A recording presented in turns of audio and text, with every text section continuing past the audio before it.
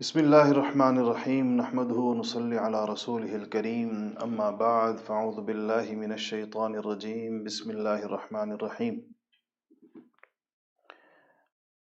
الحمد للہ آج درس حدیث کا نواں دن ہے اور اللہ جل شانہ کا بڑا احسان اور اللہ تعالیٰ کا بڑا فضل ہوا کہ یہ درس اللہ تعالیٰ کے فضل و کرم سے جاری ہے اور آپ لوگ اس کو اپنی مصروفیات میں سے وقت نکال کر اہتمام سے اہمیت سے اس کو سن رہے ہیں۔ اس کے ساتھ یہ ہے کہ یہ چیزیں کئی قسم کے فائدے انسان کو پہنچا سکتی ہیں اگر اس کی طرف انسان خیال کر لے۔ ایک تو سارا گھر مل بیٹھتا ہے اور پورے خاندان مل بیٹھتے ہیں اور ان کا یہ جمع ہونا، ان کا یہ اکٹھا ہونا رسول اللہ صلی اللہ علیہ وسلم کی بات پر ہوتا ہے، ورنہ جمع ہونے کی تو کئی چیزیں ہو سکتی ہیں۔ لوگ شادیوں میں بھی جمع ہوتے ہیں، لوگ غموں میں بھی جمع ہوتے ہیں، لوگ پارٹیوں میں بھی جمع ہوتے ہیں اور جمع ہونے کے کئی عنوان ہو سکتے ہیں۔ لوگ سیاسی جلسوں میں بھی جمع ہوتے ہیں، لیکن یہ جو جمع ہونا ہے یہ رسول اللہ صلی اللہ علیہ وسلم کی بات پر، رسول اللہ صلی اللہ علیہ وسلم کی ذات پر جیسے جمع ہونا ہے، تو اس کی برکت بہت ہے۔ اور جن گھروں میں لوگ اہتمام کر رہے ہیں، سارا خاندان اکٹھا بیٹھ رہا ہے، انشاءاللہ احادیث کی برکت سے اور ان تعلیمات کی برکت سے اللہ تعالیٰ ان گھروں میں، ان خاندانوں میں محبت و الفت، اتحاد و اتفاق، ایک دوسرے کے حقوق پہچاننا، اپنے فرائض ادا کرنا، اس کی فضا اور اس کا ماحول بنائیں گے۔ یہ جو بچے آپ کے ساتھ بیٹھے ہوئے ہیں، سمجھدار بچے جو سمجھتے ہیں کچھ نہ کچھ، ان کے لاشعور میں شاید یہ ساری بات نہ سمجھ رہے ہوں، مجھے اس بات کا اندازہ ہے کہ وہ 100% گفتگو شاید نہ سمجھ پائیں، لیکن ان کے لاشعور میں ایک چیز جگہ پکڑ رہی ہے، کچھ نقشے اور کچھ تصویریں ان کے لاشعور میں جا رہی ہیں جو ساری زندگی ان کو کام آئیں گی۔ بہت ساری باتیں ایسی ہوتی ہیں جس کو انسان اس وقت شعوری طور پر محسوس نہیں کر پاتا، لیکن وہ اس کے لاشعور میں چلی جاتی ہیں اور کسی وقت وہاں سے وہ ریکال ہو جاتی ہیں، اس کے سامنے آ جاتی ہیں۔ تو یہ اس لحاظ سے ایک بڑا غنیمت موقع ہے ہم سب کے لیے کہ ہم اس 1 گھنٹے کو اپنے گھر کی بقیہ 23 گھنٹے کی زندگی درست کرنے کے لیے بطور ایک ذریعہ بنا سکتے ہیں۔ دوسرا الحمدللہ اس کا ایک فائدہ خواتین کو جو میں سمجھتا ہوں ہو رہا ہے وہ یہ ہے کہ مستورات میں چونکہ پابندی کے ساتھ، اہتمام کے ساتھ کسی صحیح جگہ علم دین حاصل کرنے کے مواقع کم ہوتے ہیں، اس لیے ان کے پاس ان پر ضعیف الاعتقادی اور دین کے نام پر کچھ رسومات، کچھ ادھر ادھر کی باتیں، سنی سنائی باتوں کو دین سمجھ کر وہ بیچاری چل رہی ہوتی ہیں عام طور پر۔ اس میں یقیناً بہت سے لوگوں کا استثناء ہوگا۔ تو ان کو صحیح علم مل رہا ہے جس سے ان کو پتہ چلے گا کہ ہم آج تک جو کچھ سمجھتے چلے آئے تھے وہ درست تھا یا غلط تھا۔ تو آج کی حدیث کا آغاز کرتے ہیں انشاءاللہ۔ بسم اللہ الرحمن الرحیم۔ یہ روایت حضرت ام سلمہ سے ہے، ام المؤمنین ہیں، اور حضرت ام سلمہ وہ ام المؤمنین ہیں جو سب سے آخر میں جن کا انتقال ہوا۔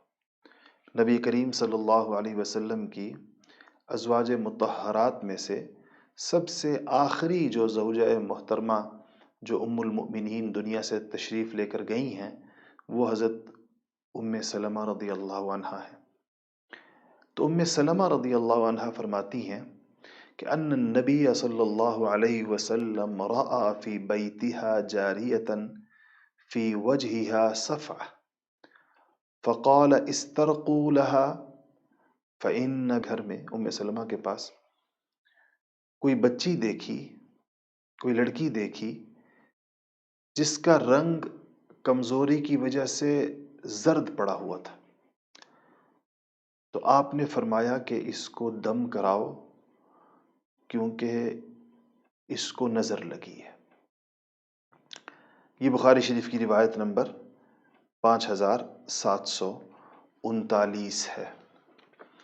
اچھا، یہ جو 5739 نمبر روایت ہے جو میں نے آپ کے سامنے پڑھی حدیث، بخاری شریف میں جو اس سے پچھلی حدیث ہے وہ حضرت عائشہ رضی اللہ عنہا ام المؤمنین حضرت عائشہ سے ہے، اسی موضوع پر، نظر کے مسئلے پر۔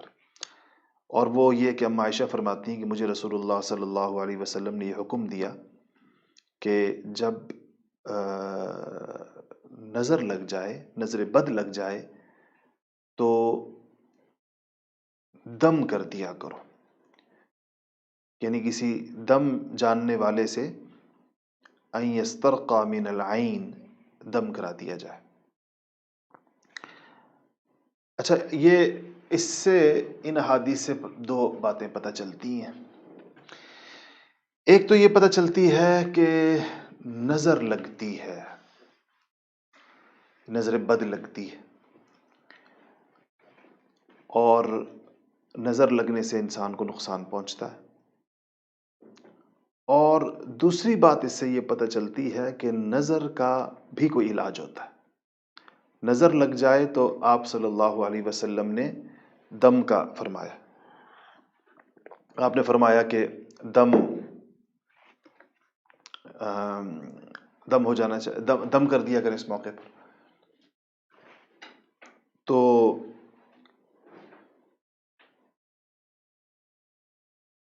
دم کیا جائے یہ حدیث میں نہیں آیا کہ کس قسم کا دم کیا جائے اور کیسا دم کیا جائے، لیکن بعض اور اعمال ایسے ہیں جو حدیث شریف میں آئے ہیں کہ جیسے ایک عمل خود حدیث شریف میں آیا کہ نبی کریم صلی اللہ علیہ وسلم کو نے فرمایا کہ جب کسی کو نظر لگ جائے تو جس کی نظر لگے اس کو نہلا کر اس کا پانی جس کو نظر لگی ہے اس کے اوپر وہ نہا لے اس سے۔ یعنی ایسے ہوا کہ ایک صحابی ہیں سہل ابن حنیف، ان کو عامر ابن ربیعہ کی نظر لگ گئی، تو آپ صلی اللہ علیہ وسلم نے کو پتہ چلا، تو آپ نے فرمایا کہ عامر ابن ربیعہ جو ہیں وہ نہائیں اور ان کے غسل کے پانی سے وہ ان پر ڈالا جائے جس کو نظر لگی۔ ایک طریقہ تو یہ ہے، ایک طریقہ اور ہے، اور وہ انشاءاللہ میں اگلی احادیث کے ساتھ کسی وقت بتاؤں گا۔ نظر ضروری نہیں کہ نظر لگنے کی وجہ دوسرے کی بدنیتی ہو، یہ ضروری نہیں ہے۔ جب بھی کوئی چیز دیکھنے والے کو بہت ہی عجیب لگتی ہے یا اس کو حیران کر دیتی ہے یا اس کو بہت زیادہ اچھی لگتی ہے تو اس وقت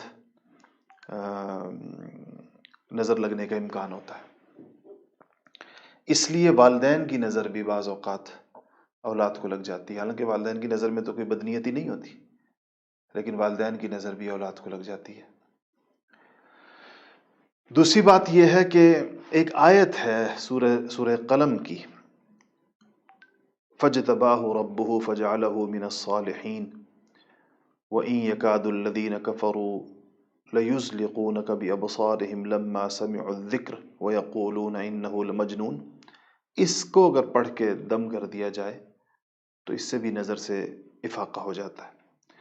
تو یہ دو طریقے ہیں کہ دھلا دیا جائے اس کے ذریعے سے، پانی اس پہ ڈال دیا جائے اس کا، جس نے نظر لگائی، لیکن یہ تو اس صورت میں ممکن ہوگا جب یہ پتہ ہو کہ نظر کس کی لگی ہے. بعض اوقات پتہ نہیں ہوتا کہ نظر کس کی لگی ہے. اس کے لیے یہ ہے کہ لا حول ولا قوت الا باللہ. اگر کوئی بندہ کوئی چیز اس کو اس کا طریقہ یہ ہے، چونکہ دیکھیں امکان ہر وقت ہوتا ہے کسی کو کسی کی نظر لگ سکتی ہے. اگر وہ دو کلمات کا اہتمام کر لے، ہر شخص، ہم میں سے ہر شخص، جب بھی آپ کو اپنی اولاد اچھی لگے، آپ نے کوئی نئی چیز لی وہ آپ کو اچھی لگے، آپ نے نئی گاڑی لی، آپ نے نیا گھر لیا، تو ایک تو جب وہ آپ کو اچھی لگ رہی ہو تو ماشاء اللہ لا حول ولا قوت الا باللہ یہ پڑھ لیا کر. ماشاء اللہ اور لا حول ولا قوت الا باللہ، اس کے پڑھنے سے پھر نظر نہیں لگتی. انشاءاللہ اس بات کی امید ہوتی ہے کہ نظر بد کی تاثیر چلی جائے گی. اور یہ جو بعض لوگ کوئی اچھی چیز دیکھ کر ایک زوردار اوئی نکالتے، او ہو کیا بات ہے اس کی، تو اس سے نظر لگنے کے امکانات ہوتے ہیں. پھر آپ اگر نیا گھر خریدیں اور یا آپ نئی دکان بنائیں اور اس کے خوب سجائیں اس کو، تو اور اپنی طرف سے ظاہر بات ہے نیا گھر بھی خوبصورت ہوتا ہے، یا آپ نئی گاڑی خریدیں، تو گھر اگر آپ لیں یا دکان بنائیں تو اس میں ماشاء اللہ لا قوت الا باللہ یہ لکھ کر 4 کونوں کے اوپر لگا دیں. یہ سورہ کہف کا ایک حصہ ہے، اس کی آیت کا. سورہ کہف میں جو آیات آتی ہیں تو وہاں پر اس پورے قصے کے اندر یہی ذکر آتا ہے اس بات کا کہ اللہ تعالیٰ نے فرمایا کہ جب اس نے اپنی چیز کو دیکھا، اپنے باغ کو دیکھا، تو اس نے ایسے کیوں نہیں کہا. اگر وہ ایسا کہہ دیتا تو اس کا باغ بچ جاتا. اس کا باغ پھر راتوں رات جل گیا تھا اس بندے کا. سورہ کہف میں جو واقعہ ہے کسی وقت تفصیل سے اس کو بتائیں گے. تو ایک تو یہ کہ نظر حق ہے، دوسرا یہ کہ نظر لگنے کے لیے انسان کا بدنیت ہونا ضروری نہیں ہے، اولاد کو والدین کی نظر بھی لگ جاتی ہے. تیسرا یہ کہ نظر کا حل جو ہے وہ میں نے آپ کو 2-3 چیزیں بتائیں، اس کا اہتمام کر لیا جائے تو انشاءاللہ اس کے نقصانات جو ہیں وہ کم سے کم ہو جاتے ہیں. دوسری حدیث شریف، بسم اللہ الرحمن الرحیم. یہ انس ابن مالک سے روایت ہے، بخاری شریف کی حدیث نمبر 5986. انس ابن مالک فرماتے ہیں کہ ان رسول اللہ صلی اللہ علیہ وسلم قال من احب ان يبسط له في رزقه وينسأ له في اثره فليصل رحمه. دو باتیں حضور اکرم صلی اللہ علیہ وسلم نے پوچھی ہیں گویا، اور اگر ہم اپنی طرف دیکھیں تو ہم میں سے ہر شخص یہ بات چاہتا ہے جو باتوں کا ذکر ہے. مثلا یہ پوچھا ہے کہ ایک حل بتایا جا رہا ہے، کون ہے جو اپنے رزق میں وسعت چاہتا ہے، فراخی چاہتا ہے، برکت چاہتا ہے، زیادتی چاہتا ہے، وہ چاہتا ہے کہ اس کا رزق زیادہ ہو جائے.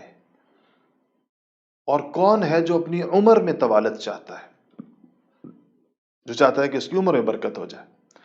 یا دوسرے الفاظ میں یہ کہہ سکتے ہیں کون ہے جو رزق میں برکت چاہتا ہے اور عمر میں برکت چاہتا ہے. من احبا، کون پسند کرتا ہے، این یبسطا، کہ بڑھا دیا جائے، پھیلا دیا جائے، لہو فی رزق ہی، اس کے رزق کو، وینسأ لہو فی اثری ہی، اور اس کی عمر دراز کر دی جائے. تو جو چاہتا ہے کہ کر دیا جائے تو اس کو آپ صلی اللہ علیہ وسلم بتا رہے ہیں نسخہ. فرمایا کہ فلیصل رحمہ، تو اس کو چاہیے کہ صلہ رحمی کرے، اس کو چاہیے کہ صلہ رحمی کرے. صلہ رحمی کس کو کہتے ہیں؟ صلہ رحمی رشتہ داروں کے ساتھ حسن سلوک کو کہتے ہیں.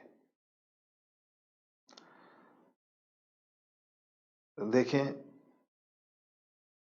ہم اپنی اولاد سے کتنے مخلص ہوتے ہیں، اپنی اولاد کا نقصان نہیں چاہتے،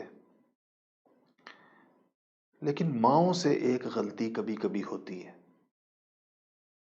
اور وہ غلطی یہ ہوتی ہے کہ مائیں اپنی اولاد کو اپنے ددھیال سے کاٹ دیتی ہیں۔ کاٹے نہ بھی صحیح تو ان کے دلوں میں اپنی پھپھیوں کی، اپنے چچاؤں کی، اپنی دادی کی، اپنے دادا کی جو عزت اور مرتبہ ہونا چاہیے اتنا بٹھاتی نہیں ہے۔ اس کا نقصان اولاد کو براہ راست پہنچتا ہے۔ کیا پہنچتا ہے؟ کہ ان کے دلوں میں پھر ان رشتوں کا زیادہ کوئی تقدس نہیں ہوتا، اور جب نہیں ہوتا تو وہ ان کا خیال نہیں رکھتے بڑے ہو کر، اور جب خیال نہیں رکھتے تو صلہ رحمی نہیں کر پاتے، اور صلہ رحمی نہیں کر پاتے تو عمر اور رزق کی برکتیں ختم ہو جاتی ہیں۔ اب دیکھیں یہ اولاد کے ساتھ کوئی خیرخواہی نہیں ہے، ہمارے آپس کے کچھ نہ کچھ کھٹ پٹ ہوتی ہے۔ کبھی بھی اپنی آپس کی کھٹ پٹ کا دیورانی جٹھانی، نند بھاوج، ساس بہو کے درمیان ہونے والی روٹین کی کھٹ پٹ کا بچوں کو پتہ نہیں چلنا چاہیے، اور ان پر اس کا کوئی اثر نہیں ہونا چاہیے۔ جیسے ایک ماں یہ توقع رکھتی ہے کہ میرے بچے میری بہن کے ساتھ یعنی اپنی خالہ کے ساتھ جیسے ہوں ویسے ہی ان کو پھوپھی کے ساتھ بھی ہونا چاہیے، جیسے وہ ماموں کے ساتھ ہوں ویسے ان کے چچاؤں کے ساتھ بھی ہونا چاہیے، بلکہ اگر دیکھا جائے تو ددیال کا حق زیادہ ہے کئی اعتبار سے، وہ ولایت کے رشتوں کے اعتبار سے بھی، میراث کے اعتبار سے بھی وہ چیزیں ددیال کی طرف چلتی ہیں۔ سمجھدار ماں وہ ہوگی جو اپنے بچوں کو اپنے ددیال سے منسلک رکھے گی، خود جوڑ کے رکھے گی۔ جس طرح بچے کو باپ کی عزت سکھاتی ہے ایسے ہی اس کو تایا کی عزت بھی سکھائے گی، چچا کی عزت بھی سکھائے گی۔ پھپھیاں عام طور پر ہمارے معاشرے میں کوئی بہت ہی خوشگوار رشتہ نہیں سمجھا جاتا۔ وہ میں دیکھ رہا تھا کہ لوگ مذاق کر رہے ہوتے ہیں، تو لاک ڈاؤن پہ بھی لوگوں نے مذاق بنائے ہوئے، تو کسی نے لکھا تھا کہ یہ کیسا لاک ڈاؤن ہے کہ پھپھیوں کی آمد تو بند ہوئی نہیں گھروں کے اندر، پھپھیاں تو ویسے ہی آ رہی ہیں جیسے پہلے آتی تھی۔ تو پھپھی کی آمد کوئی خوشگوار چیز نہیں سمجھی جاتی اردو کے افسانوی اور ادب و ادا کے ماں، اس میں اس کی وجہ یہی ہے کہ بچوں کی مائیں عام طور پر نند کی آمد، شادی شدہ نند کی آمد پسند نہیں کرتی گھر میں، یعنی تھوڑا بوجھ تو ہوتا ہے، اس کا اثر پڑتا ہے گھر میں۔ تو ہمارے ایک دوست کہہ رہے تھے کہ میں جب اپنے گھر میں جاتا ہوں، مہمانوں کی خبر ہو تو میں گھر جاؤں تو میں گھر کی تیاری سے اندازہ لگا لیتا ہوں کہ مہمان میری طرف کے ہیں یا میری بیوی کی طرف کے ہیں۔ کہتے ہیں اگر مجھ سے منگایا جانے والا سودا اس کی فہرست طویل ہو اور کچن میں معمول سے بہت زیادہ سرگرمی ہو تو میں سمجھ جاتا ہوں کہ میرے سسرال سے مہمان ہوں گے، یعنی بیوی کے گھر سے مہمان ہوں گے۔ اور جب بیوی بیمار ہو، مہمانوں کا سن کر بیمار ہو جائے یا لیٹ جائے یا کہے کہ آج میری طبیعت خراب ہے، تو میں سمجھ جاتا ہوں یہ میری طرف والے مہمان ہوں گے جن کی آمد پر عام طور پر اس طرح ہوتا ہے۔ تو ایسا نہیں ہوتا ہوگا ہر گھر میں، یہ تو ایک عمومی بات ہو رہی ہے، لیکن چونکہ گھر بچوں کی تربیت گاہ ہے اس لیے میں ان باتوں کو کرتا ہوں۔ یہ بڑا امپورٹنٹ ہے کہ ہم بچوں کو کیا ماحول دے رہے ہیں۔ تو اگر ہم نے صلہ رحمی کرنی ہے اور صلہ رحمی کے فوائد حاصل کرنے ہیں تو ہمیں یہ جو کدورتیں اور نفرتیں ہیں یہ دلوں سے نکالنی پڑتی ہیں۔ اسی طرح دیکھیں بچوں کو چھوڑیں، شوہر کو لے لیجئے، اگر کسی کا شوہر، کسی خاتون کا شوہر اپنے ماں باپ کے ساتھ اچھا ہے تو اس گھر کے اندر برکت ہوگی، رزق میں کشادگی ہوگی اور عمر میں برکت ہوگی۔ عمر میں برکت کا مطلب دو مطلب ہوتے ہیں، ایک تو عمر طویل ہو جانا، ایک یہ ہوتا ہے کہ وقت میں تھوڑے وقت میں زیادہ کام ہو جانا۔ ایک دن سب کے پاس ہوتا ہے، لیکن ایک بندہ اسے کم کام لیتا ہے، دوسرا بندہ بہت زیادہ کام لیتا ہے۔ تو یاد رکھیے کہ اگر میں، چونکہ صلہ رحمی کا تعلق میں سمجھتا ہوں کہ براہ راست خواتین کے ساتھ زیادہ اس لیے کہ اب کچھ ہمارے گھروں کی جو خارجہ پالیسی ہوتی ہے وہ زیادہ تر خواتین سے متعلق ہوتی ہے۔ جن لوگوں کی گھر میں آمد و رفت، جن رشتہ داروں کی خواتین پسند نہ کریں، وہ کچھ عرصے کے بعد ان کی آمد و رفت ختم ہو جاتی ہے، کیونکہ ان کو کوئی ویلکم کرنے والا، یعنی ان کو کوئی اکرام کرنے والا ان کی آمد پر، کیونکہ گھر کی مالکن تو خاتون ہی ہوتی ہے۔ تو اس لیے اس میں بہت زیادہ متوازن رویے کی ضرورت ہے تاکہ ایک صحیح معاشرہ وجود کے اندر آئے۔ اور یہ ذہن میں رکھنا چاہیے کہ اگر خواتین کو چاہیے کہ اس بات کی نگرانی کریں کہ ان کے شوہر اپنے ماں باپ کے ساتھ کیسے ہیں۔ اگر وہ اپنے ماں باپ کے ساتھ ٹھیک نہیں ہیں، ان کا حق نہیں ادا کرے، تو قطع رحمی کر رہے ہیں۔ بدترین قطع رحمی وہ ہے جو ماں باپ کے ساتھ ہوتی ہے، اور اگر وہ قطع رحمی کے مرتکب ہو رہے ہیں تو اس کا اثر اس خاندان پر پڑے گا، اس خاندان کے پورا خاندان اس کو بھگتے گا۔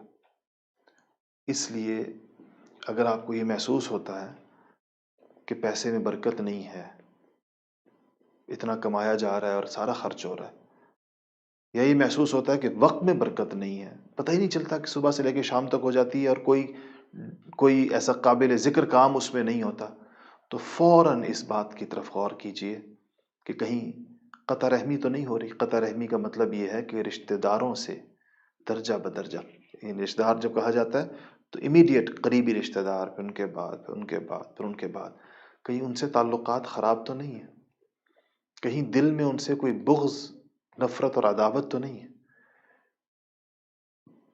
کہیں بول چال بند تو نہیں ہے، کہیں آپس میں جو رشتہ داروں کے درمیان ایک مراسم ہوتے ہیں اس میں کمی تو نہیں ہے۔ ایسا ہے تو اس کو ختم کر دیں۔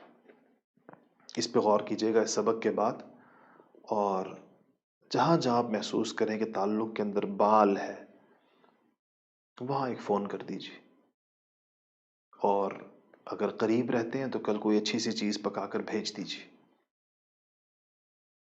اس سے تعلقات خوشگوار ہو جائیں گے، اور اس کا اثر آپ اپنی زندگی پر محسوس کریں گے، اپنی زندگی پر، اس کا دوسرے سے تعلق نہیں ہے، اپنی زندگی پر۔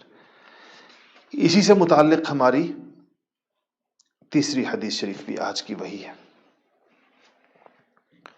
اور وہ کیا ہے؟ تیسری حدیث شریف، یہ دوسری حدیث جو تھی بخاری کی میں نے بتایا 5986 تھی، تیسری 5989 ہے، ایک ہی باب چل رہا ہے، اور وہ یہ ہے کہ اما عائشہ رضی اللہ تعالیٰ عنہ فرماتی ہیں، عن عائشہ زوج النبی، یہ زوج النبی اس لیے کہا جاتا ہے کہ عائشہ نام کی کئی خواتین ہو سکتی ہیں، کہا جب عائشہ کہا جا رہا ہے رضی اللہ عنہ تو اس سے ام المؤمنین حضرت عائشہ صدیقہ رضی اللہ تعالی عنہ مراد ہے۔ عن النبی صلی اللہ علیہ وسلم قال الرحم شجنہ،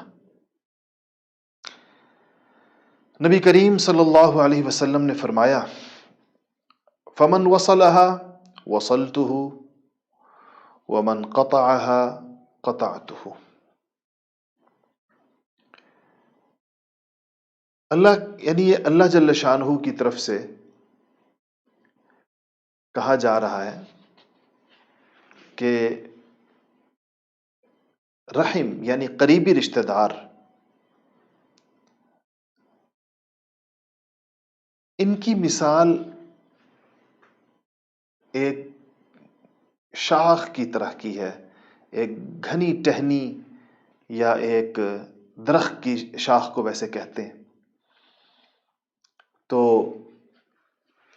کہا کہ یہ اس طرح کی ہے، اس کو شجنا بھی کہتے ہیں۔ فمن وصلها وصلته ومن قطعها قطعته، کہ جو شخص، اللہ تعالیٰ یہ فرماتے ہیں کہ جو شخص رشتہ داری کو جوڑے گا تو میں اسے جوڑ دوں گا، اور جو شخص اسے توڑے گا تو میں اسے توڑ دوں گا۔ کیا مطلب اس بات کا؟ کہ جو شخص صلہ رحمی کرے گا، رشتہ داری کے حقوق ادا کرے گا، اللہ تعالیٰ اپنے فضل و احسان سے اسے نوازے گا، اور جو قطع رحمی کرے گا، اللہ تعالیٰ اپنے فضل و احسان سے محروم کر کے اس کو مصیبتوں اور تکلیفوں میں مبتلا کر دے گا۔ یعنی تکلیفوں میں مبتلا ہونے کی ایک بڑی وجہ قطع رحمی ہوتی ہے۔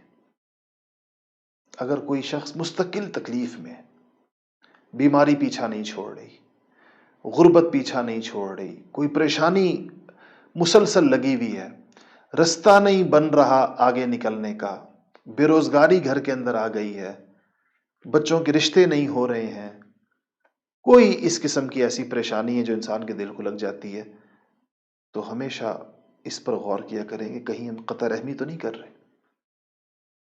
یہ بات یاد رکھیے گا کہ کسی کے ساتھ بھی قطع رحمی کی مدت کیا ہے؟ 3 دن سے زیادہ کسی کے ساتھ بات چیت بند رکھنا قطع رحمی آ جاتی ہے اس میں۔ 3 دن سے زیادہ جائز ہی نہیں بات چیت بند کرنا۔ اور یہ حدیث بتا رہی ہے کہ حضور نے فرمایا کہ اللہ تعالیٰ فرماتے ہیں کہ جو قطع رحمی کرے گا میں اس کو توڑ دوں گا۔ توڑ دوں گا مطلب یہ ہے کہ اس سے اپنی رحمت ہٹا دوں گا اور مصائب اور مشکلات اور میں اس کو ڈال دوں گا۔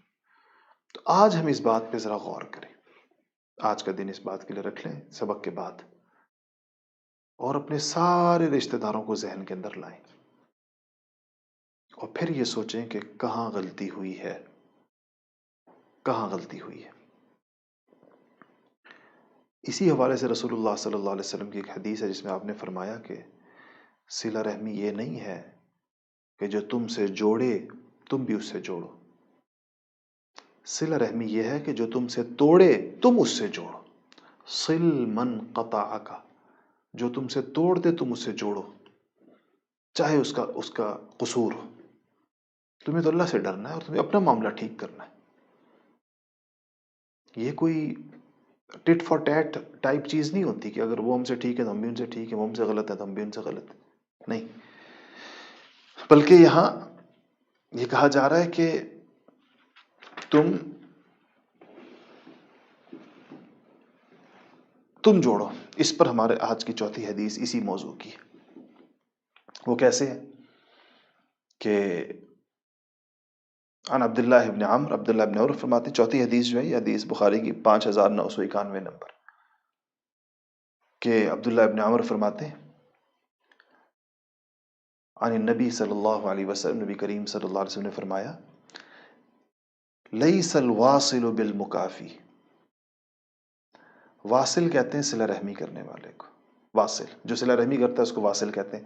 مکافی کہتے ہیں بدلہ دینے والا، بدلہ دینے والا۔ تو آپ نے فرمایا کہ صلہ رحمی کرنے والا وہ نہیں ہے جو بدلے میں صلہ رحمی کر رہا ہے کہ چونکہ وہ میرے ساتھ اچھا ہے تو ہم بھی اس کے ساتھ اچھے ہیں، یہ نہیں ہے صلہ رحمی۔ ولیکن الواصل، آپ نے صلہ رحمی کرنے والا وہ ہے الذی اذا قطعت رحمہ وصلہا، کہ جب اس سے رشتہ داری توڑ دی جائے تو وہ اس کو جوڑ دے۔ یہ صلہ رحمی کی تعریف کر دی اور سارا معاملہ صاف کر دیا حضور اکرم صلی اللہ علیہ وسلم نے۔ یعنی کہ آپ اگر صرف ان لوگوں سے اچھے مراسم رکھے ہوئے ہیں جو آپ سے اچھے مراسم رکھتے ہیں، جو آپ کو پسند ہیں، اس کو صلہ رحمی نہیں کہتے۔ صلہ رحمی ولیکن الواصل، صلہ رحمی کرنے والا وہ ہے الذی اذا قطعت رحمہ، کہ جب اس سے رشتہ داری توڑ دی جائے، لوگ اس سے تعلقات چھوڑ دیں، وصلہا، یہ جا کے جوڑ دے، یہ جھک کر جوڑ دے، اللہ کے لیے جھک جائے۔ جو اللہ کے لیے جھکے گا اللہ تعالیٰ اس کی عزت کو آسمانوں تک بلند کر دیتے۔ من تواضع للہ، جو اللہ کے لیے جھک گیا، رفعہ اللہ، اللہ اس کو آسمانوں تک اٹھا دیتے۔ ہمارے ایک سوڈانی دوست تھے، وہ کہا کرتے تھے کہ اگر ایک انسان کھڑا ہو جائے تو جھکنے کی جگہ کتنی ہے؟ ہماری پیشانی سے لے کر زمین تک کا جو فاصلہ ہے یہی جھکنے کی جگہ ہے۔ ظاہری جھکنے کی بات ہو رہی ہے، اگرچہ یہاں وہ مراد نہیں ہے، ویسے ہی کہا کرتے تھے کہ اگر انسان کوئی جھک جائے گا تو 5-6 فٹ سے زیادہ نیچے تو جا ہی نہیں سکتا، انسان کا قد اتنا ہی ہوتا ہے۔ تو انسان کے نیچے یعنی جھکنے کی جگہ صرف 5-6 فٹ ہے، لیکن اللہ کے اٹھانے کی جو جگہ ہیں سر سے اوپر سے لے کر آسمانوں تک وہ کروڑوں کلومیٹر ہے۔ یعنی چند فٹ کا جھکنا کروڑوں کلومیٹر اوپر اٹھا دے گا انسان کو، عزت کے اعتبار سے، مقام کے اعتبار، دلوں میں اللہ پاک ڈال دے گا. اور کبھی بھی اللہ پاک اس انسان کو رسوا نہیں کریں گے جو اللہ کے لیے جھکا ہوگا، جس نے اللہ کے لیے پہل کی ہوگی، جس نے اپنی عزت کی پرواہ کیے بغیر پہل کی ہوگی. تو اس لیے آپ نے یہ تعریف فرمائی کہ لیس الواصل بالمکافی، کہ بدلہ دینے والا صلہ رحمی کرنے والا نہیں ہے. ولیکن الواصل الذی اذا قطعت رحمہ وصلها، بلکہ صلہ رحمی کرنے والا تو وہ شخص ہے کہ جب اس سے رشتہ داری قطع کی جائے تو وہ اس کو جوڑ دے. اس کا مطلب یہ نہیں کہ اچھائی کے بدلے میں اچھائی کرنے والا کچھ نہیں کر رہا، نہیں. حل جزاء الاحسان الا الاحسان، جس نے اچھائی کے بدلے میں اچھائی کی یہ بھی اچھا کام ہے، اپنی جگہ پر ہونی چاہیے. لیکن اصل صلہ رحمی جس کی اتنی بڑی فضیلت آئی ہے وہ یہ ہے کہ کوئی توڑ بھی رہا ہو تو آپ اس کے ساتھ کیا کریں، اس کے ساتھ جوڑ دیں. یہ 4 روایات ہو گئی الحمدللہ. 5ویں حدیث شریف کی طرف آ جائیے. 5ویں حدیث شریف بخاری شریف کی روایت ہے اور یہ حدیث نمبر ہے 5995. 5995. اچھا جی، یہ 2-3 چیزوں کے بارے میں ہے. روایت ہے حضرت عائشہ رضی اللہ تعالی عنہا سے، اور ان سے روایت کر رہے ہیں ان کے بھانجے عروہ ابن زبیر. عروہ ابن زبیر اسما بنت ابی بکر کے بیٹے تھے، عبداللہ ابن زبیر کے بھائی تھے، زبیر ابن عوام کے بیٹے تھے. ان کے والد کا نام زبیر ابن عوام تھا، عشرہ مبشرہ میں سے تھے. والدہ اسما بنت ابی بکر تھی، اور عائشہ رضی اللہ تعالیٰ عنہ ان کی خالہ تھی. ان دونوں بھانجوں نے اپنی خالہ سے کافی روایتیں کی ہیں، عبداللہ ابن زبیر نے بھی اور عروہ ابن زبیر نے بھی. تو وہ فرماتے ہیں کہ ان عائشہ زوج النبی صلی اللہ علیہ وسلم حدثت، قالت، حضرت عائشہ ایک واقعہ بیان کر رہی ہیں. جاءتنی امرأة معها ابنتان تسألنی. کئی باتیں آپ کو اس حدیث سے پتہ چلیں گی. اما عائشہ صدیقہ رضی اللہ تعالی عنہا فرماتی کہ میرے پاس ایک عورت آئی، اس کے ساتھ 2 بیٹیاں تھیں اس عورت کے، اور وہ مانگ رہی تھی، مسکینہ تھی، غریبہ تھی، مانگ رہی تھی. اما عائشہ کیا فرماتی ہیں، اس سے اندازہ لگائیں کہ حضور کے گھر کا کیا حال تھا. کہتی ہیں فلم تجد عندی غیر تمرۃ واحدۃ، اس وقت میرے گھر میں ایک کھجور کے علاوہ کچھ نہیں تھا. پورے گھر میں ایک کھجور تھی اما عائشہ رضی اللہ تعالیٰ عنہ کی. اس سے کیا پتہ چلا، نبی کریم صلی اللہ علیہ وسلم کا فقر اختیاری. اور کیا پتہ چلا، اما عائشہ کی سخاوت دیکھیں، وہ ایک جو تھی وہ اٹھا کے دے دی. اس سے بڑی سخاوت کوئی ہو سکتی ہے کہ کسی گھر میں کھانے کے لیے صرف ایک کھجور ہو، اور سائل آئے، مانگنے والا آئے تو وہ بھی اس کو دے دی جائے. یہ نبی کے گھر میں ہی ہو سکتا ہے ایسا. ہمارے گھر میں تو کوئی مانگنے والا آ جائے تو سوچتے رہتے ہیں کون سی بیکار ترین چیز پڑی ہے جو اس کو دے دی جائے، جو ہمیں کبھی کام نہ آئی ہو. وہ کھانا جو بچ چکا ہو، فریج سے بھی باہر رکھا ہوا ہو، اور وہ کپڑے جب ہمارے کسی کام کے نہ ہوں، ہر وہ چیز ہم دیں گے جو کسی کام کی نہیں ہوتی. صحابہ کا معمول یہ نہیں تھا، اعلیٰ ترین چیز دیتے تھے دینے والے کو، اور جو ہوتا تھا سب دیتے تھے. تو کہا کہ اماں فرماتی ہیں کہ فَأَعْطَيْتُهَا، میں نے وہ کھجور اٹھا کے اس کو دے دی جو آئی تھی اس کو. وہ کیا کرے بیچاری، جو آئی تھی وہ عورت ایک، اور اس کے ساتھ 2 بچیاں چھوٹی، کھجور ایک ملی ہے اس کو. اس نے کیا کیا آگے سے، فَقَسَمَتْهَا بَيْنَ ابْنَتَيْهَا، اس نے اس کھجور کو لیا، اس کے 2 حصے کیے، ایک بیٹی کو دی حصہ اور دوسری بیٹی کو دیا. خود کچھ نہیں کھایا. ماں تھی نا، ماں تو ایسی ہوتی ہے. ثم قامت فخرجت، پھر اٹھی اور چلی گئی۔ اما عائشہ پر اس کا بڑا اثر ہوا کہ دیکھیں خود بھی بھوکی تھی، بیٹیاں بھی بھوکی تھیں، لیکن اسے کھجور کے 2 حصے کیے، ایک ٹکڑا ایک بیٹی کو دیا، دوسرا ٹکڑا دوسری بیٹی کو دیا اور چلی گئی۔ جیسے ہی وہ عورت نکلی گھر سے تو نبی کریم صلی اللہ علیہ وسلم گھر میں داخل ہوئے۔ فدخل النبی صلی اللہ علیہ وسلم، تو اما عائشہ فرماتی فحدثتہ، میں نے واقعہ حضور کو سنایا۔ میں کہا یا رسول اللہ اس طرح ہوا، ایک عورت آئی اور اس کے ساتھ 2 بچیاں تھیں اور میں نے ایک کھجور تھی دے دی، اس کے 2 ٹکڑے کر کے۔ فقال، آپ نے فرمایا من یلی من هذه البنات شیئا، کہ جو شخص ان لڑکیوں میں سے کسی کا والی بن جائے، فاحسن الیہن، اور ان کے ساتھ حسن سلوک کرے، تو کن لہ سترا من النار، یہ لڑکیاں اس کے اور جہنم کے درمیان آڑ بن جائیں گی۔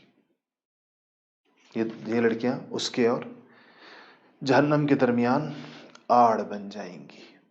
یہ آپ نے صرف ان 2 بچیوں کے بارے میں نہیں کہا کہ جس کو بھی اللہ پاک بیٹیاں دے دے، کہ چونکہ اصل میں یہ حدیث لائی گئی ہے کہ بیٹیوں کے حقوق کے اندر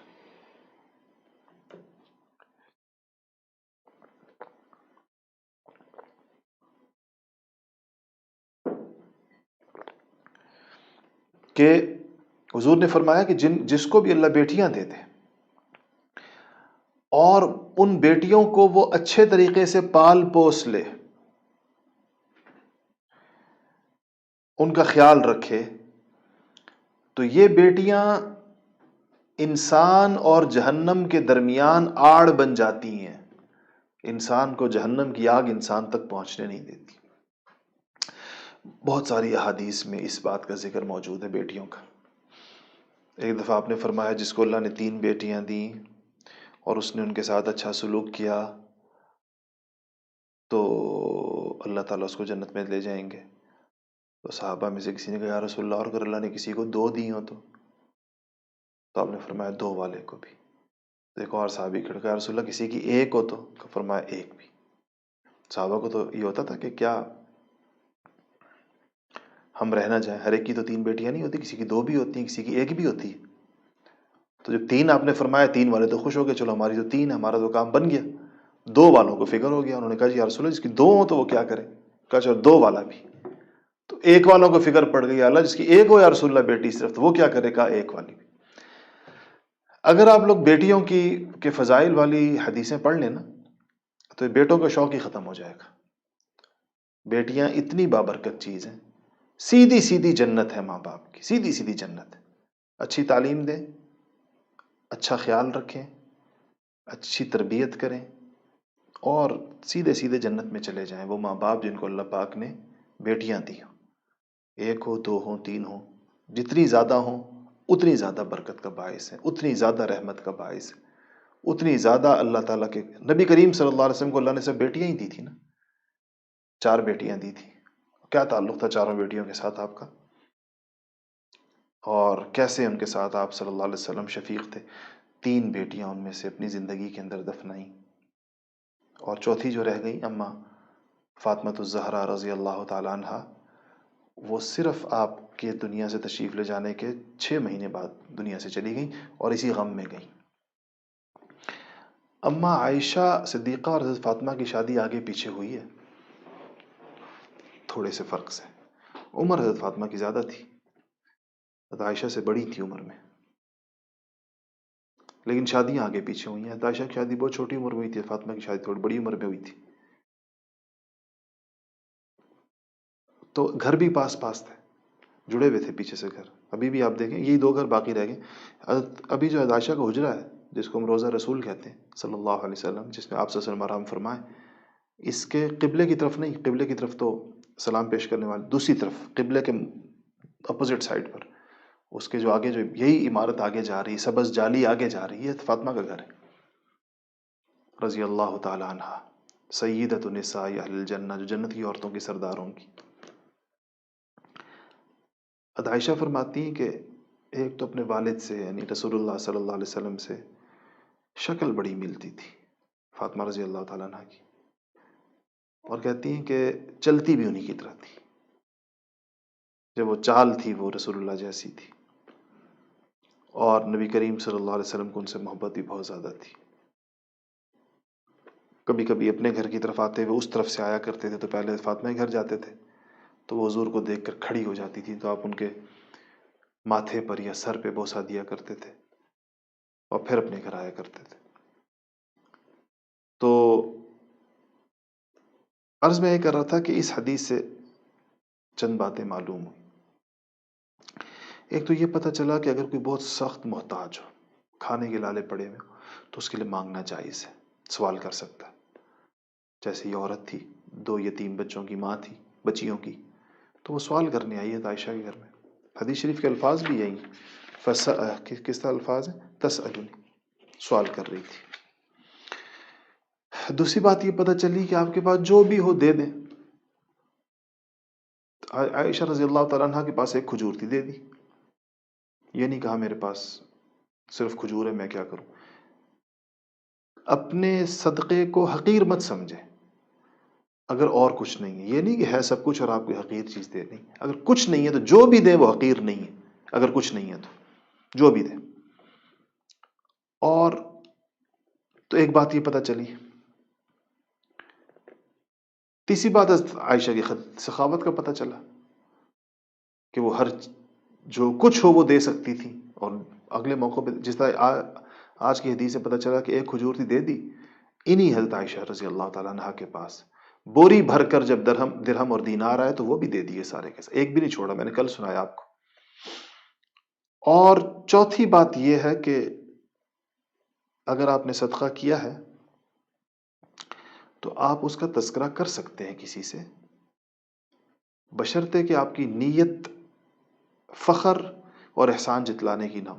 حضرت عائشہ نے صدقہ کیا کھجور کا، حضور صلی اللہ علیہ وسلم گھر میں داخل ہوئے تو ان کو بتا دیا کہ عورت آئی تھی، میرے پاس کھجور تھی، میں نے دے دی۔ ان کی نیت میں کوئی ایسا کوئی فخر نہیں تھا، کوئی نیکی جتنا ہو تو حضور سے ویسی بات کا ذکر کیا۔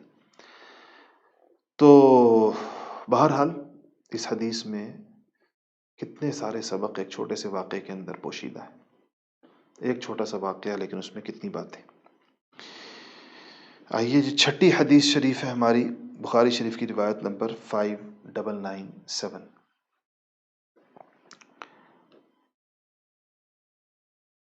یہ بچوں سے شفقت کے بارے میں۔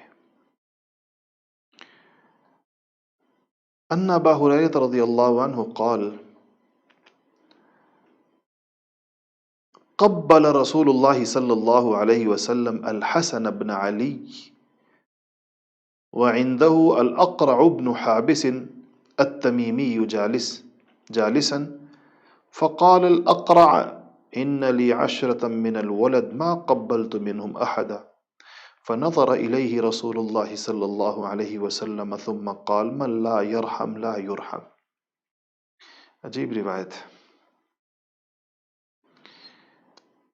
سیدنا ابو ہریرہ رضی اللہ تعالیٰ عنہ فرماتے ہیں کہ نبی کریم صلی اللہ علیہ وسلم نے اپنے نواسے سیدنا و مولانا حسن ابن علی رضی اللہ عنہ کو بوسہ دیا، پیار کیا، چوما۔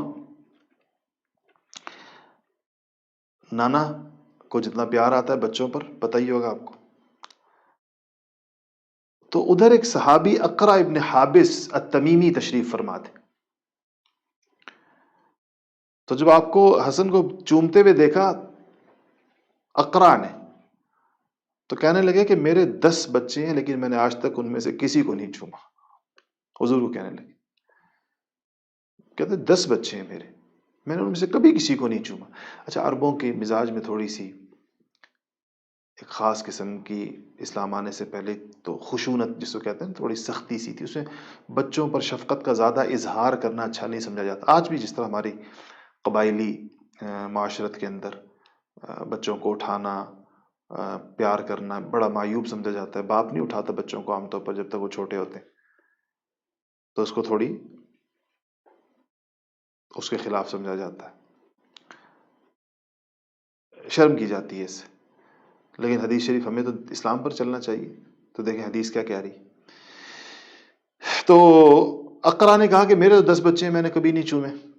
فنظر الیہ رسول اللہ صلی اللہ علیہ وسلم، تو رسول اللہ صلی اللہ علیہ وسلم نے ان کی جانب دیکھا، اقرا ابن حابس کی، اور فرمایا کہ من لا یرحم لا یرحم، جو دوسرے پر رحم نہیں کرتا اس پر بھی رحم نہیں کیا جاتا. بعض نے کہا عربی کے الفاظ کے یعنی من، کون سا من لیا جائے، 2 ترجمے کیے گئے اس کے. ایک ترجمہ یہ کہ جو شخص رحم نہیں کرتا ہے اس پر بھی رحم نہیں کیا جاتا ہے، اور ایک ترجمہ پھر بنتا ہے کہ جو شخص رحم نہیں کرے گا اس پر بھی رحم نہیں کیا جائے گا. مطلب تم بچوں پر اگر رحم نہیں کرتے، شفقت نہیں کرتے، تو کل اللہ تعالیٰ سے بھی پھر اس کی توقع نہ رکھو. کتنی سخت وعید ہے. بچوں پر شفیق ہونا چاہیے انسان کو، اور مائیں تو شفیق ہوتی ہیں، باپ بعض اوقات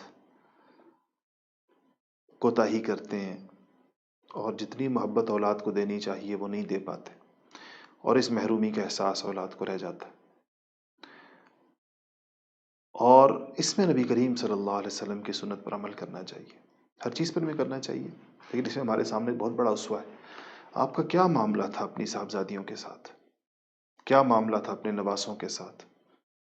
بیٹے اور پوتے تو آپ کے تھے نہیں، بیٹا بھی تھے تو چھوٹی سی عمر میں فوت ہوئے تھے، آپ اس پہ بڑے غمزدہ ہوئے تھے، آپ کی آنکھوں سے آنسو جاری تھے، خاص طور پر جناب ابراہیم کی وفات پر، کیونکہ وہ ذرا 16 یا 18 مہینے کے ہو کر فوت ہوئے تھے، اور آخری اولاد تھی آپ کی، ماریہ قبطیہ سے تھے.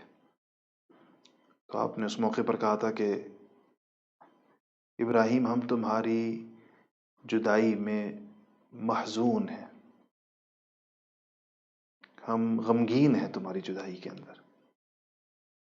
اور اپنی بیٹی اور پوتوں کے نواسوں کے ساتھ آپ کی محبت کے جو واقعات ہیں کتنے موجود ہیں. مستقل کتابیں لکھی ہیں علماء نے. حسن اور حسین کو ملا کر جب کہا جاتا ہے تو حسنین کہا جاتا ہے. حسنین کا مطلب ہے حسن اور حسین، تو ان کو حضرات حسنین کریمین کہا جاتا ہے. تو حسنین کریمین کے ساتھ تو آپ نماز میں وہ آ کر آپ کے کندھے پر سوار ہو جاتے تھے، اور آپ ان کو کندھے پر رکھتے ہوئے نماز پوری فرمایا کرتے تھے. دھکا نہیں دیا کبھی آپ نے ان کو، جماعت کی نماز کراتے ہوئے مسجد میں، گھر کی انفرادی نماز میں نہیں، جماعت کی نماز میں وہ آ کر آپ پر چڑھ جاتے تھے، سوار ہو جاتے تھے کندھے پر، تو آپ ان کو لے کر اوپر نیچے جاتے تھے. آپ ویسے بڑے شفیق تھے بچوں کے ساتھ. حضور صلی اللہ علیہ وسلم کی نماز کتنی کیسی کنسنٹریشن والی نماز ہوگی.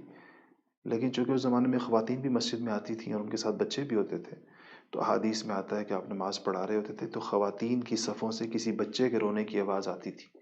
آپ سمجھ جاتے تھے کہ اس کی ماں نماز پڑھ رہی ہے تو بچہ رو رہا ہے. آپ نماز ایک دم مختصر کر لیتے تھے تاکہ بچہ بھی پریشان نہ ہو اور وہ ماں بھی پریشان نہ ہو جو بچے کا رونا سن رہی ہے، نماز توڑ کر جا نہیں سکتی. ان دونوں کی رعایت سے آپ اپنی نماز مختصر کر دیا کرتے تھے. رحمت للعالمین تھے، دونوں جہانوں کے لیے رحمت بنا کر بھیجے گئے تھے. ماں کا بھی خیال، بچے کا بھی خیال، اور خود بھی آپ کا دل دکھتا تھا ان چیزوں کے اوپر.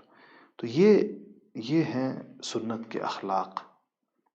اگر یہ ہمارے نہ ہوں اور ہم ایک پھوں پھاں میں زندگی گزاریں تو اس کا کوئی فائدہ نہیں ہے، اور وہ تکبر اور بڑائی کے اندر وہ چیزیں آئیں گی. 7ویں حدیث ہے،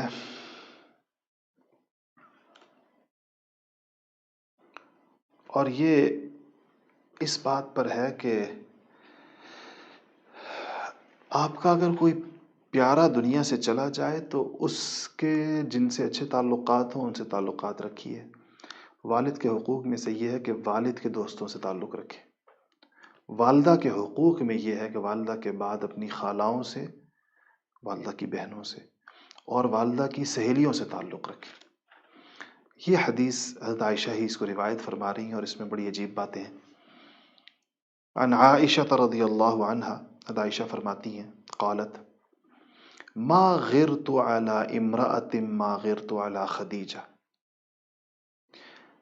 کہتی ہے مجھے کسی عورت پر اتنا رشک کبھی نہیں آیا جتنا مجھے حضرت خدیجہ پر آیا.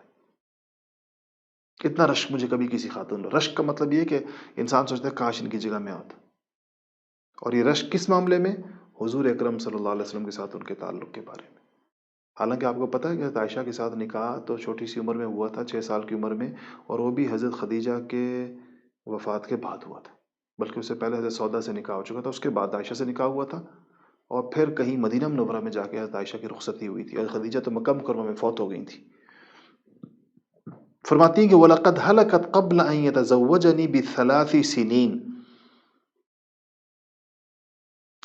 کہ میری، حالانکہ کہتی مجھے جتنا رشک حضرت خدیجہ پر آیا کسی پر نہیں آیا، حالانکہ وہ میری شادی سے 3 سال پہلے فوت ہو چکی تھی، میرے نکاح سے 3 سال پہلے فوت ہو چکی تھی. مطلب یہ نہیں کہ ہم نے کوئی سوکن پنے کا زمانہ اکٹھا گزارا تھا ایک ہی گھر میں یا ایک ہی دور میں، نہیں، میں تو جب حضور کے نکاح میں آئی تو ان کو انتقال کو 3 سال ہو چکے تھے. تو کہتی پھر بھی مجھے ان پر بڑا رشک آیا. رشک کی کیا وجہ؟ پہلی وجہ کیا بتائی؟ وَلَقَدْ أَمَرَهُ رَبُّهُ أَن يُبَشِّرَهَا بِبَيْتٍ فِي الْجَنَّةِ مِنْ قَصَبٍ.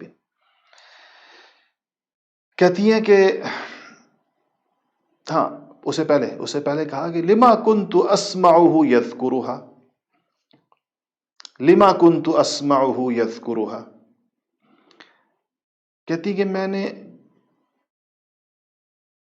اس لیے کہ مجھے اس سے رشک آتا تھا کہ میں نبی کریم صلی اللہ علیہ وسلم کو ان کا ذکر کرتے ہوئے سنتی تھی، تذکرہ ان کا بہت کرتے تھے.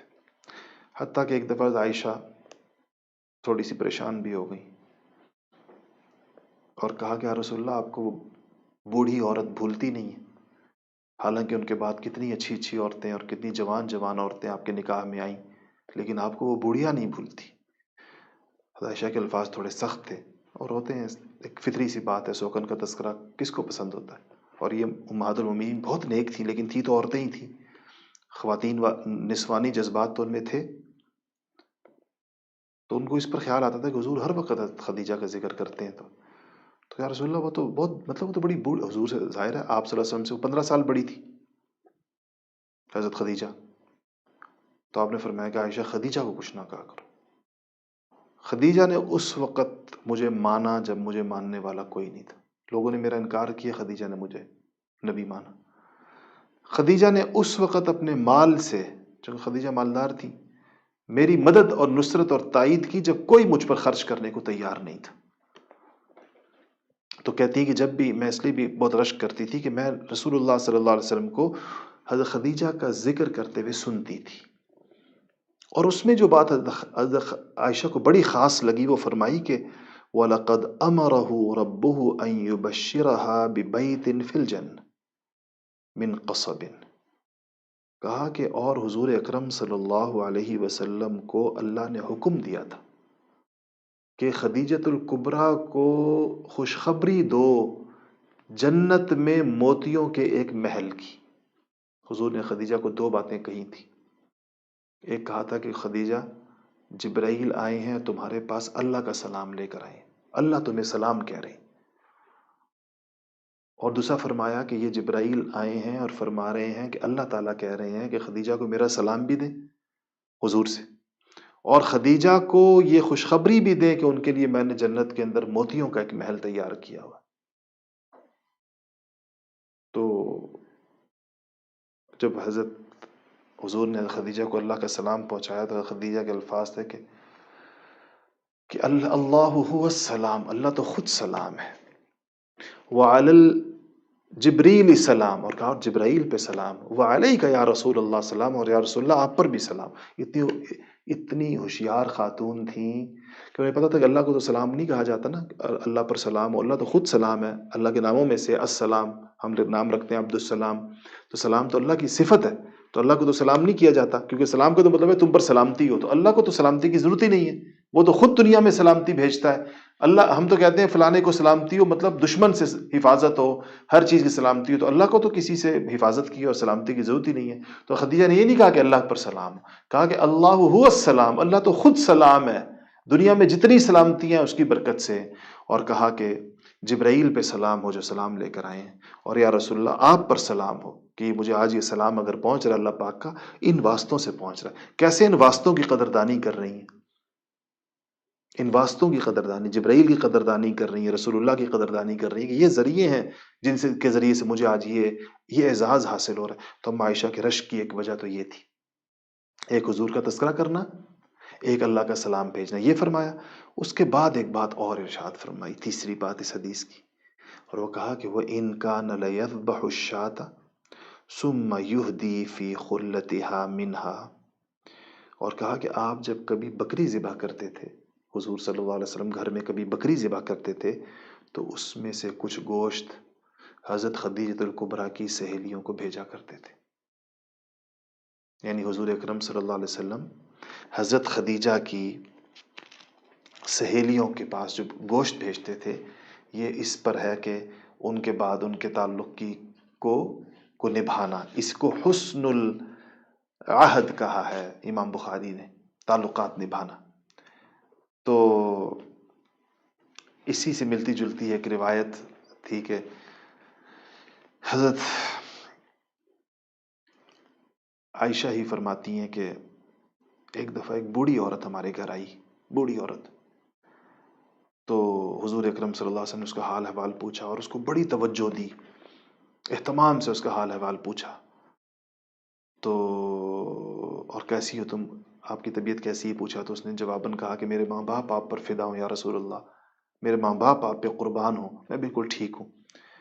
تو کہا کہ جب وہ نکل گئی ہے، عائشہ فرماتی ہیں، تو میں نے کہا کہ یا رسول اللہ آپ نے اس بڑھیا کی طرف بڑی توجہ فرمائی، بڑی قدر فرمائی آپ نے اس کی. تو آپ نے فرمایا کہ عائشہ یہ بڑھیا خدیجہ کے زمانے میں آیا کرتی تھی، یہ خدیجہ کے دور میں آیا کرتی تھی، مطلب اس کا تعلق حضرت خدیجہ سے تھا. اور کہا کہ تعلقات میں احترام اور پاسداری ایمان میں سے ہے، یہ ایمان کے تقاضوں میں سے. اب اس خاتون کو حضور اکرم صلی اللہ علیہ وسلم یہ احساس نہیں دینا چاہتے تھے کہ خدیجہ نہیں رہی جس کی تم دوست تھی یا جس کے زمانے میں تم آتی تھی، بلکہ فرمایا کہ تعلقات میں احترام اور تعلقات کی پاسداری، پچھلے تعلقات کو برقرار رکھنا، یہ ایمان میں سے ہے، فرمایا ایمان کے تقاضوں میں سے. اس لیے آپ نے اس کی پاسداری فرمائی اس بڑھیا کی، اور اس کو خصوصی توجہ دی کہ حضرت خدیجہ گویا کہ جیسے حضرت خدیجہ کی مہمان ہو. اس کے آپ ایسے سمجھیں کہ ہمارے گھر میں، ہماری کسی کے گھر میں کوئی بہت ہی معزز شخصیت نہ رہے، کسی کے والدین میں سے کوئی نہ رہے، پھر اس کے واسطے سے کوئی مہمان آ جائے، آپ کے والد زندہ نہ ہو، آپ کے والد کا کوئی دوست ایسا آ جائے آپ کے گھر میں جو والد کے زمانے میں آتا تھا، آپ کی والدہ زندہ نہ ہو اور والدہ کی کوئی سہیلی آپ کے گھر میں آ جائے جو والدہ کے دور میں آیا کرتی تھی، تو یاد رکھیں کہ ایمان کا تقاضا یہ ہے کہ ان کی ویسی خاطرداری کی جائے جو اگر والد یا والدہ زندہ ہوتے تو جو ہوتی تھی اس سے بڑھ کر کی جائے. اور یہ ان جانے والوں کے تعلق کا تقاضا ہے، ان کے ساتھ جو انسان کا تعلق ہوتا ہے. کیسے اسلام کے اخلاقی معیارات کتنے بلند ہیں، کتنے بلند ہیں. اور آپ سوچیں کیا آج کی جدید تہذیب ان معیارات کو پہنچ سکتی ہے؟ یہاں تو جانے والے کے بعد بھی اتنے اونچے درجے کے درجات اس کے لیے رکھے جا، اتنے اونچے درجے کی چیزیں اس کے اندر جو ہے وہ اس کا احساس رکھا جا رہا ہے، اس کا خیال رکھا جا رہا ہے. اور اگر ہم اس چیزوں کا احساس شروع کر دیں تو میرا خیال ہے کہ ہماری زندگیاں جنت کی زندگیاں بن جائیں گی. آگے پڑھنے سے پہلے میری نظر گھڑی پر پڑی تو ہمارا وقت ختم ہو چکا ہے، تو اتنے پر ہی اکتفا کرتے ہیں انشاءاللہ. اور میں نے آج کچھ چیزیں اور سوچی ہوئی تھی لیکن اب اس کا وقت نہیں رہا. غیبت کے حوالے سے جو بات چیت سوچ رہا ہوں وہ بالکل ہوتی چلی آ رہی ہے، ٹلتی چلی جا رہی ہے. کل اللہ نے چاہا تو غیبت سے متعلق کچھ ایک اور حدیث، اور وہ جو آپ نے سوالات بھیجے ہوئے مستورات نے غیبت سے متعلق، وہ انشاءاللہ میں کل کروں گا. اور ایک چیز جو مجھے کل کہنی تھی اور بس وہ بعد میں مجھ سے اچانک رہ گئی، بھول گئی، وہ ایام 20 کے روزوں کے بارے میں تھا کہ شعبان ویسے ہی روزوں کا مہینہ ہے، آپ صلی اللہ علیہ وسلم کثرت سے روزے رکھا کرتے تھے۔ یہ ایام 20 آج چل رہے ہیں، آج پہلا روزہ تھا، کل ہے، پرسوں ہے، اس میں جمعرات کا روزہ بھی آ رہا ہے اور بہت ساری اکٹھے وہ ہو رہے ہیں، تو اس کی مجھے ترغیب دینی تھی، لیکن امید ہے کہ آج آپ لوگوں نے روزہ رکھا ہوگا اور کل اور پرسوں بھی 2 دن 20 کے ہیں وہ رکھ لیں انشاءاللہ۔ بہت ہی زیادہ بابرکت ہے ان دنوں کے اندر روزہ رکھنا، بڑی آپ صلی اللہ علیہ وسلم تو سفر میں بھی ایام 20 کے روزے نہیں چھوڑے۔ تو یہ ہر مہینے کی 13، 14 اور 15 اسلامی تاریخ کی 13، 14 اور 15 کو روزوں کا اہتمام کرنا چاہیے۔ 3 دن روزے جو رکھ لے تو چونکہ ہر نیکی کم سے کم 10 سے ضرب کھاتی ہے، تو یہ 10 سے ضرب کھا کے 30 روزے بن جاتے ہیں، اور یہ ایسے جیسے پورا مہینہ کسی نے روزے رکھے ہوں۔ ویسے پیر اور جمعرات کے روزوں کا اہتمام کرنا چاہیے اور اس کی کوشش کرنی چاہیے۔ اللہ جل شانہ ہمیں عمل کرنے کی توفیق نصیب فرمائے، اور اللہ جل شانہ ان احادیث کو حرز جان بنانے کی توفیق نصیب فرمائے۔ الحمد للہ رب العالمین والعاقبۃ للمتقین والصلاة والسلام على سید الانبیاء والمرسلین۔ ربنا ظلمنا انفسنا وان لم تغفر لنا وترحمنا لنکونن من الخاسرین۔ رب اغفر وارحم وانت خیر الراحمین۔ یا رب العالمین ہمارے تمام گناہوں کو معاف فرما دے۔ یا اللہ ہم سے جتنی کمیاں کوتاہیاں ہوتی ہیں یا اللہ ہم ان پہ توبہ کرتے ہیں، توبہ قبول فرما لے۔ یا رب العالمین ان مبارک احادیث پر عمل کرنے کی توفیق نصیب فرما دے۔ یا اللہ ہمیں ٹوٹے ہوئے تعلقات جوڑنے کی توفیق نصیب فرما دے۔ یا رب العالمین یا احسن الخالقین ہمیں اپنے رستے کے اندر خرچ کی توفیق نصیب فرما، غریبوں کو، یتیموں کو، ناداروں کا خیال رکھنے کی توفیق نصیب فرما، اور یا اللہ ہمیں تعلقات کی پاسداری اور احترام کے جذبات عطا فرما۔ یا رب العالمین یا احسن الخالقین ان احادیث مبارکہ کو اپنے معاشرے میں، اپنی ذات میں، اپنی زندگی میں، اپنے گھروں میں زندہ کرنے کی توفیق نصیب فرما۔ وصلی اللہ تعالی علی خیر خلقہ محمد و آلہ و اصحابہ اجمعین برحمتک یا ارحم الراحمین۔